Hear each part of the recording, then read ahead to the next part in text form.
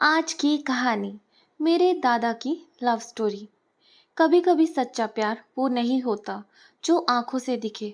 सच्चा प्यार वो होता है जो इंतजार करता है, जो टूटने से बचता है और हर मुश्किल को हरा देता है। आज मैं आपको सुनाने जा रही हूँ मेरे दादा की लव स्टोरी। एक ऐसी कहानी जहाँ बिना तस्वीर देखे शादी तय हुई, जहाँ दुल्हन चल भी नहीं सकती थी, लेकिन फिर भी रिश्ता टूटा नहीं बल्कि और गहरा हो गया। ये कहानी सिर्फ प्यार की नहीं, बल्कि त्याग, विश्वास और सच्चे रिश्ते की मिसाल है। तो आइए सुनते हैं गोविंद दादा और सविता दादी की अधूरी सी लेकिन सबसे खूबसूरत मोहब्बत। कहानी शुरू होती है। अमित सुबह सुबह ही अपना बैग पैक कर रहा था। चेहरे पर मायूसी थी, लेकिन जल्दी में भी था।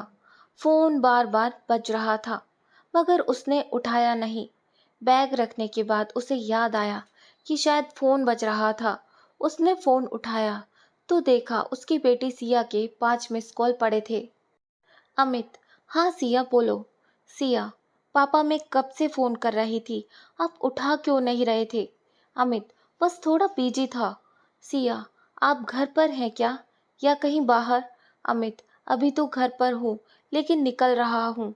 बात पूरी होने से पहले ही सिया बोली, सिया घर ही रहना, मैं आ रही हूँ। अमित, तुम आ रही हो लंदन से अचानक, हुआ क्या। सिया, जो लंदन में पढ़ाई कर रही थी और वहीं प्रैक्टिस भी शुरू कर दी थी, इतनी जल्दी भारत आ जाएगी अमित को यकीन नहीं हो रहा था। उसने अपना बैग साइड में रख दिया था और इंतजार करने लगा। थोड़ी देर में सिया पहुंच गई। अमित, सिया क्या हुआ ऐसे अचानक। सिया, पापा अभी आप मुझसे कुछ मत पूछिए।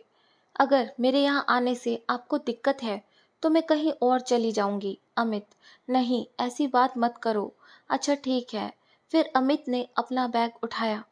अमित, ठीक है तुम रुको, मुझे जाना होगा। सिया, कहाँ।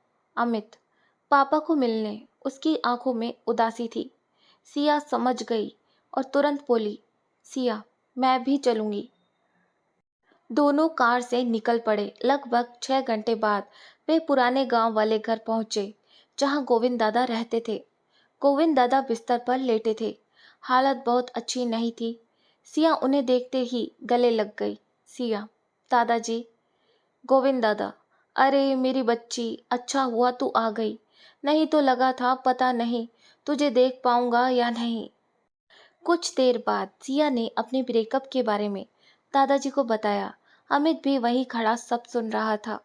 गोविंद दादाजी ने हंसकर कहा, तुम आजकल के बच्चे भी ना प्यार करते हो और टूट भी जाते हो। तुम्हारे पापा को देख लो, लव मैरिज की थी और आज अकेले हैं। सिया मुस्कुराई और बोली, दादाजी आपकी भी कोई लव स्टोरी थी, मुझे सुनाइए ना। गोविंद दादाजी ने सिया को अपने पास बैठाया और धीरे धीरे अपनी अनकही कहानी सुनाना शुरू किया। आगे वहीं दादाजी और दादी जी की भावुक प्रेम कहानी चलती है, जहां बिना देखे शादी तय होती है। दुल्हन का पैर टूट जाता है, शादी टूटने वाली होती है, लेकिन दादाजी के पिता कहते हैं ना चले तो हमारा नसीब, शादी होगी तो इसी से होगी। फिर ससुर जी ने बेटी को गोद में उठवाकर फेरे दिलवाए थे और धीरे धीरे सालों बाद सविता दादी चलने लगती है। गोविंद दादाजी आंसुओं के साथ हंसते हुए कहते हैं, तेरी दादी जी को गोद में उठाकर मैंने 7 फेरे लिए और उसके पिताजी ने भी उसकी माँ को गोद में उठाकर फेरे लिए। सिया की आंखें चमक उठती हैं और अमित भी भावुक हो जाता है। अगली सुबह अचानक गोविंद दादाजी नहीं रहे। सिया बस उनके चेहरे को देखती रह गई, आंसुओं से भीगा चेहरा, लेकिन मन में गर्व कि दादाजी ने जाते जाते भी उसे सिखा दिया, सच्चा प्यार कभी शरीर से नहीं आत्मा से जुड़ता है। कहानी कैसी लगी कमेंट बॉक्स में कमेंट करके बताएं और प्लीज़ मेरे चैनल को सब्सक्राइब करें। धन्यवाद।